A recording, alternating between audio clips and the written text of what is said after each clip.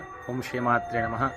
ఈ రోజున మనము ఇంటి బయట ముగ్గు ఎందుకు వేస్తారు, దానివల్ల వచ్చేటువంటి ఉపయోగాల్ని ఈరోజు మనం తెలుసుకుందాం. ఈ ముగ్గు వేయడం అనేటువంటిది అనాదిగా మన పూర్వీకుల నుండి కూడా వచ్చిందనమాట. అటువంటి రంగవల్లుల్ని మనం అందులో ముఖ్యంగా యొక్క ధనుర్మాసంలో ఏ ఇంటి ముందు చూసినా కానీ చక్కగా ఆవు పేడ కల్లాపు చల్లి వరిపిండితో రంగురంగులుగా చాలా శోభాయమానంగా ముగ్గులన్నీ కూడా పెడుతూ ఉంటారు. దీని వెనక ఉండేటువంటి ఆంతర్యం ఏమిటి అంటే, మనకి బ్రహ్మవైవర్త పురాణంలో ఒక శ్లోకం చెప్పారన్నమాట. ఏమిటి అంటే, యద్గృహం ప్రాప్స్యతే నిత్యం రంగవల్యానులేపనం తద్గృహే వసతే లక్ష్మి నిత్యం పూర్ణ కళాన్విత. ఎవరైతే ప్రతిరోజు కూడా ఇంటి ముందర వరిపిండితో రంగురంగులుగా ముగ్గులు పెడతారో ఆ ఇంటినే లక్ష్మీదేవి నివాసంగా ఏర్పరచుకొని ఆ ఇంట్లో తిష్ట వేసుకొని కూర్చుంటుందన్నమాట. ఈ ముగ్గు వేయడానికి ఆంతర్యం ఏమిటంటే ఇదన్నమాట.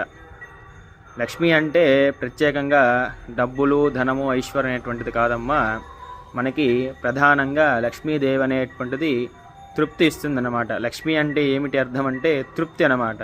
మనం ఏమనుకుంటాం, లక్ష్మీదేవి అంటే డబ్బులు, బంగారము, ఐశ్వర్యము, భోగభాగ్యాలు ఇవన్నీ కూడా అనుకుంటాం.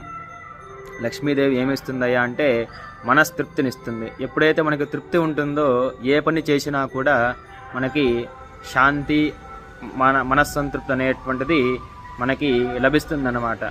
కనుక ఈ ముగ్గు వేయడం వలన మన ఇంట్లో శాంతిపూర్వక వాతావరణము, అలాగే మనశ్శాంతి అనేటువంటివి లభిస్తాయి అని చెప్పేసి మనకి శాస్త్రం చెప్తుంది. సైన్స్కి మనం ముగ్గు వేయడానికి ఉండేటువంటి ఒక చిన్న సంబంధాన్ని గురించి తెలుసుకుందాం. మనం ఏం చేస్తాము, ముగ్గుని దేంతో వేస్తామయ్యా అంటే బియ్యపిండితో మనం ముగ్గుని వేస్తూ ఉంటాం. అలా వేయడం వలన ఏం జరుగుతుంది అంటే, అక్కడ ఉండేటువంటి సూక్ష్మక్రిములు ఏదైతే ఉన్నాయో అవన్నీ కూడా వచ్చి ఆ బియ్యపిండిని కొద్ది కొద్దిగా తింటూ ఉంటాయి. దీనివల్ల మనకేమిటి ఉపయోగము, సైన్స్కు సంబంధం ఏమిటంటే, మీరు బాగా గమనించండి. ఒక భూమి సారవంతంగా కావాలి అంటే కొంత బ్యాక్టీరియా అనేటువంటిది ఖచ్చితంగా అవసరం.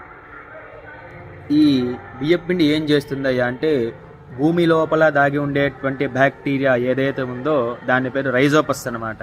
ఈ రైజోపస్ అనేటువంటి బ్యాక్టీరియా ఎప్పుడైతే భూమిలో పుష్కలంగా ఉంటుందో ఆ భూమి అంతా కూడా సారవంతంగా ఉండి మనం పంట పండించడానికి అనువుగా ఉంటుందన్నమాట. ఇప్పుడు మీరు అర్థం చేసుకోండి, మన పూర్వీకులు ఎంత తెలివిగా ఆలోచించేటువంటి వారు. సైన్స్కి కూడా అంతు చిక్కని విధంగా వాళ్ళు ఆలోచించి ఇటువంటి ముగ్గు వేయడం అనేటువంటి సాంప్రదాయాన్ని తీసుకొని వచ్చారు. ఈ మధ్యకాలంలో సైన్స్ వచ్చి ఇలా భూమిలో ఒక బ్యాక్టీరియా ఉంటుంది, దానివల్ల మనకి పంటలు పండుతాయి బాగా అనేటువంటిది వాళ్ళు చెప్పారు. కాకపోతే మన పూర్వీకులు ఏం చేశారు, ఇంతకు పూర్వమే దాన్ని కనుగొని ఆ బ్యాక్టీరియా ఈ విధంగా ఉంటుంది, దీని వలన మన భూమి సారవంతంగా అవుతుందని చెప్పేసి వాళ్ళు చెప్పారు. కనుక చూడండి, మన హిందూ సాంప్రదాయం, హైందవ సంస్కృతి ఎంత గొప్పదో. అటువంటి హిందువుగా పుట్టినందుకు మనం చాలా గర్వించదగ్గాలన్నమాట. కనుక హిందూ ధర్మాన్ని గౌరవించండి. ధర్మో రక్షిత రక్షితః. ఓం నమః శివాయ.